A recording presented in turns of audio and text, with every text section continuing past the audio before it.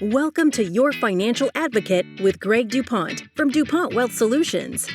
As a practicing advisor and attorney, Greg teaches pre-retirees how to reduce debt and taxes and save with less risk so they have more spendable income and plan their way to a better life. Join us for this journey where Greg draws on years of experience and guest experts to help listeners achieve more spendable income for retirement. Hello and welcome to Your Financial Advocate with Greg DuPont of DuPont Wealth Solutions. Greg, how are you? I'm doing great, Eric. How are you doing? Well, that's actually, from my understanding, that's what we're talking about today. How you doing? How you feeling, right? How you doing? That's right. Let's get in touch with our feelings a little bit today. All right. This sounds like a great podcast. If I openly weep, is that okay? Is that going to be included? Well, I'm going to try to not get all Stuart Smalley on you. Okay. But you're good enough, and gosh darn it, people like you. Well, I've heard that from at least two people in my life, so that's good. All right, so we are getting in touch with our feelings and helping the audience get in touch with their feelings on investing and COVID, kind of where we're at right now, right?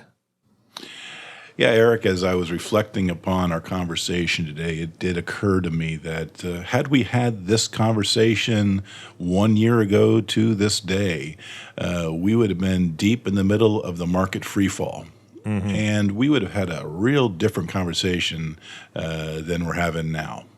Yes, absolutely. I think that was something that the news covered, obviously, quite a lot. And it was on most every channel that you would flip through. And there came a point where you just got to turn the TV off or you're glued to it and then you have all sorts of kind of emotions.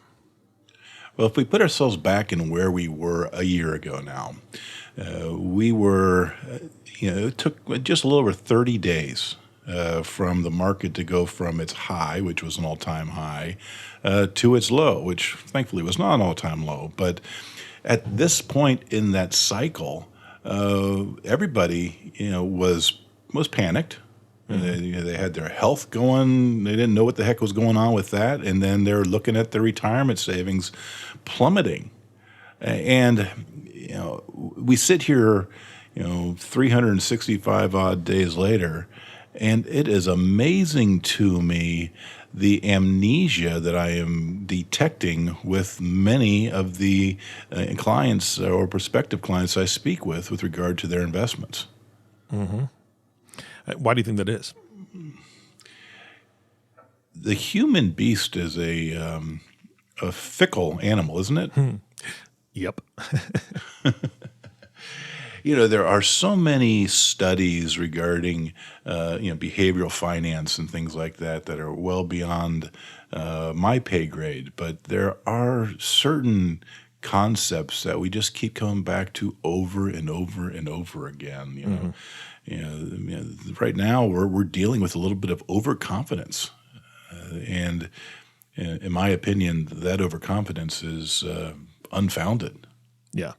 I think a lot of it comes from, and I'm not trying to point fingers at only one group, but politics plays a huge part of this, right? The governing body right now wants everybody to understand, hey, this is now that we have this change, everything's going great. It's everything's on the upswing. Look at what we're doing. Look what's going on. Now there are a lot of positives that are happening, but I think that they want to paint a rosy picture for a very specific purpose, and that's to get their leaders specifically more likes, if you will. Well, and as we've talked about before, the market, as is broadly advertised and marketed, as it were, is completely unhinged from the underlying feeling on the street. Meaning that the businesses are not doing anywhere near as good as the market would indicate that they're doing. The market is not taking into consideration, still the long-lasting impact on a huge segment of our economy that has been shut down and is now just starting to come back to life. Yeah. Yep. No, I agree 100%. So, Eric, one of the things that I've talked about before and will continue to talk about because this is the new norm that we're dealing with. It's difficult for the modern investor to be engaged with their investments because of the the structural change that the intervention of the federal government has created. Not only are we celebrating, quote unquote, 1 year of free fall. As we do this episode, just a couple of days ago, they passed yet another $1.9 trillion in stimulus. Mm-hmm. And where is that going?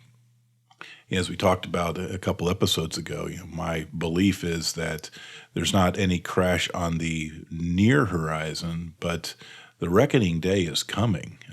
We can't keep printing money like this. It's completely unprecedented. But when I talk to people about their finances, they just reflect on, well, my 401k was up 10% for the year.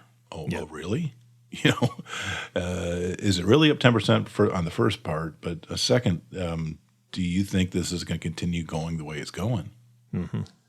And it's that overconfidence that people have that it is almost combined with the fear of missing out, right? They don't want to take their money out of the risky market and put it into something a little bit less risky because there are such great gains to be had in theory.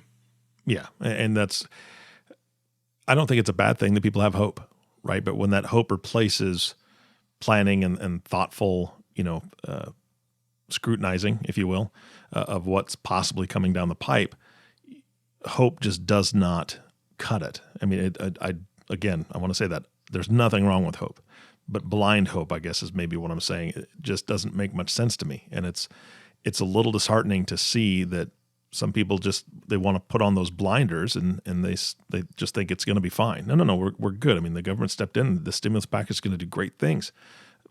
Uncle Sam's going to want that money back, and that's just the tax portion of this conversation, which I don't even think we're going to get into, but that's a huge, huge piece of what's going to happen in the next 5, 10, 15, 20, 25 years. So anybody who's sitting here at 35, 45 years old, 50 years old, 55, your tax burden is going to be large right as you're hitting retirement. That's my opinion. That's only my opinion, but how else are we going to pay that money back? Yeah, it's an opinion, obviously, I share with you. There are different levels of this that I think we need to kind of peel back. There is the complacency of people that are just in the good old buy and hold school, and that is clearly it's almost at the discretion of the federal government these days, right? I mean, had the government not come together in an extraordinary fashion last year around this time and started throwing money at the problem in a record way, who knows what the bottom would have been. And if you were in a buy and hold situation as an investor, then you're not done falling until the market finds rock bottom. Mm-hmm. And, if we, again, put ourselves back in what the picture looked like a year ago now, nobody knew what the bottom was. They just knew that the whole economy went on dead stop across the world. Yeah. And what would that have looked like if they did not open the floodgates of money? So that's one thing that, people really need to be sensitive to and get in touch with. They're the head in the ground and just letting the buy and hold happen. But there's a second component of that, and this is what I think is equally, if not more, disturbing in terms of the emotions of money and of investing, and that's the unfound overconfidence of many individual investors. As we come out of the last several months where people talk about Robinhood and the incredible run-up of GameStop stock prices and things like that, it just feels a lot like it did back in the early 2000s with the day traders. For some of us old-timers that are around to see that, where a lot of individuals thought that they were smarter than they really were, and they got cooked. Yeah. The problem that I see, though, right now is back when those day traders were getting cooked, a lot of the day traders were younger. But now I'm seeing a lot of people are taking their life savings and investing it in a risky fashion that way because of this overconfidence that, hey, the government's going to bail us out. We can't do anything wrong. And by the way, I did a great job on finding X, Y, or Z stock, and that's that bias that people have that, I'm smarter than I really am. And there's enough history there to confirm that confirmation bias, and that people just continue to roll the dice. And, if you're nearing the end of your savings journey, that's a real that's playing with fire. Yeah, absolutely. I agree 100%. So what's the solution? Well, that's a wonderful, wonderful question, and I guess I'm supposed to provide some answers, not just problems. But, with regard to that overconfidence that people are feeling, they've had some success in investing. I've been there, I've felt that, I've done that. But folks, the market has fundamentally changed in ways that are in many ways beyond our comprehension as an individual investor. Where these high-frequency traders are spending trillions of dollars to have a fiber optic line that's just a little bit shorter than the other one so they can place their trades more quickly. And when we have this interventionist Fed where the money is just sloshing through the system, that we don't know when they're going to put the brakes on it. So, as I reflected in one of our earlier episodes, I basically fired myself as a money manager for my clients and instead now manage other money managers because we can't get enough good information out here to make those quick decisions that need to be made to protect people. Well, that's a huge statement right there. Unpack that for again. me. Again, that there was a 30% loss in just about 30 days last year this time, and the human beast, the cycle that we go through right now. I'm seeing the overconfident cycle where everything's a winner, baby. Let it roll, but it doesn't take long for that to go into regret because I crapped out.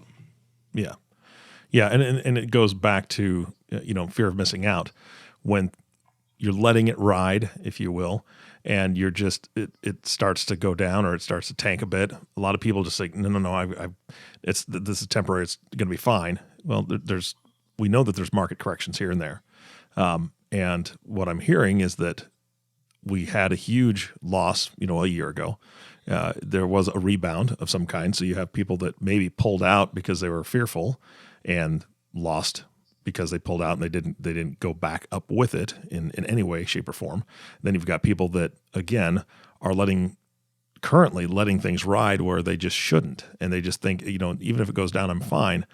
They're not making wise decisions based on what they want or need in the future. It's just kind of going with that emotional tide. Eric, as we've talked about before, the mission of this podcast is to help people become educated about their options and their investments. And when you asked what is the solution for people, well, first we need to take a step back. We can all be very grateful for the blessing of the growth of the last year, once from the bottom to the top here. But first, history does repeat itself, or at least it rhymes, as a wonderful quote is. And if you don't believe that this is going to correct at some point in your savings journey, and it's going to correct in a hard way, I suggest you pull out a book called This Time is Different This is a nice tome going back to August of 2011 and reflecting on the '08 crash by a couple of very well-respected authors. But the subtitle is 8 Centuries of Financial Folly. The marketplace has a way of reminding us when we think we're kings of the universe that we are not. And so get yourself educated. And when we look at what's going on with the deficit and the huge debt, I mean, we're on course for $30 trillion. And I read a article the other day that the CBO is projecting that is going to double in the next 30 years. And wow. You think about the impact of that alongside of the retirement generation pulling their money out of the market. You got to be more sensitive to how the demographic and economic changes are going to affect you. I've grown to accept, and this is part of almost a thesis that was reflected in another book, The Ascent of Money. That is one of my favorite books, just kind of talking about the chronicling the journey and evolution of money by Niall Ferguson. I think we've talked about before. He's one of my favorite authors. But history of mankind is full of examples of dominant currencies going away and new things coming up in their wake. Mm-hmm. And that may well be what's happening now with the U.S. currency and cryptocurrencies in general. We don't know. Mm-hmm. But we do know that there are these factors out there, socially and economically, that are going to affect us as we move into more of a European economy with lower birth rates, lower growth rates, et cetera, that these last few years or last year and then heading up to that of bull with a little bit of an exception that was a 30-day exception, mm-hmm. We have to really wonder whether or not we should be expecting similar growth in our market savings throughout the next 1, 2, 3 decades. Yeah, and again, everybody is out there speculating, and speculating is fine. I think trying to figure things out is great, but rolling the dice is not. And that's going back to what you're saying. So again, I'm going to ask you toward the end of this podcast, what is one of our listeners to do? What is your best suggestion for them to protect themselves from being overconfident or falling to that FOMO, the fear of missing out? Any of those behavioral finance things that we're kind of touching on today? Well, just like any shrewd gambler, if you want to be a gambler, you know when to hold them and when to fold them, right? Mm-hmm. You know when to take some of the winnings off the top. And you should be doing that on a regular basis. Take some of the winnings off of the top. Put it in something that is a little bit more protected. As we talked about before, things like a fixed index annuity or mm-hmm. an indexed universal life or things like that where your investment is always going to go forward and the value is not going to be driven down by market forces. So you get a little bit of that upside without the downside. Or you use what we've talked about before, tactical money managers for some of your portfolio that have proven systems in place mm-hmm. Where algorithms run it, not your heart in your head, so that they know that they're going to get out when certain things happen, put you in a defensive position, and get you back in to take advantage of the opportunities there. So you don't ride the ups and downs as to the extremes that you would with a buy and hold type of approach. And by all means, if you do want to play some of the speculative investing games, just do it with a portion of your money. Don't put all of it on the table. Do it with money you can lose. right? Do with money you can lose. Right. That's all there is to it. That goes back to what you said earlier about Robinhood and GameStop and all that. I read a lot during that time, and I was reading, and specifically on Reddit, because that's where a lot of it was driven, the GameStop crowd there. And I was blown away. There was so many posts about people that gained tons, and they would post their gains, screenshots. And then there was a period there where people were just losing a ton. And in all the different things that I read, there was only one person that I saw on there, and maybe it was just the timing of it. But he was pleading. It was a gentleman. He was pleading with people: do not use your retirement funds for this. Do not use money that you need to live on for this. This is, yes, I think he had like $40,000 tied into it. This is money that if I lose it, I lose it. It's not a big deal. It's not going to affect my life. This is extra money. And he was so adamant about it. And I'm like, I hope that people are listening to this guy. I mean, again, it's a random poster on Reddit, but people thought, oh, this is the thing. Look at all these people saying we're going to make a ton of money. And I guarantee there are people that pulled money from their retirement accounts or used money that they didn't have to lose to put into this at the wrong time, and they lost big. And that's, again, I just think it's unwise. So some of the things that you touched on there, Greg, are vitally important, and I don't know if the audience truly understands a lot about it. So if they want to hear more and they want to talk to you about some of those ideas and thoughts and what it looks like to have somebody manage their money with the algorithms and things like that you're speaking of, how do they get a hold of you so they can have that conversation? Eric, for any listener of the podcast, I do offer no obligation conversations to talk about those type of tools that are out there. And if they want to initiate one of those type of conversations, they can either call the office at 614-408-0004. Again, that's 614-408-0004. Or they could reach out to me through email, and that's Greg, Greg, at DuPontWealth.com. That's Greg at DuPontWealth.com. All right. Final thoughts for today's podcast, Greg. So take what we are talking about here today and put yourself back where you were this time last year, in the uncertainty that you felt then. The conversations that I had with clients in this time period in 2020 were heart-wrenching. People afraid of where things were going, afraid whether or not they just lost the opportunity to protect their investment for their retirement. And now those same people are, many of them are so confident that the market's continuing to go up that they don't want to take any protective action. It is human nature, but sometimes we have to evolve beyond that. So take some action, protect yourself, because, the end is not imminent. The sky is not falling, but it is inevitable that it will happen. We're seeing some cracks up there.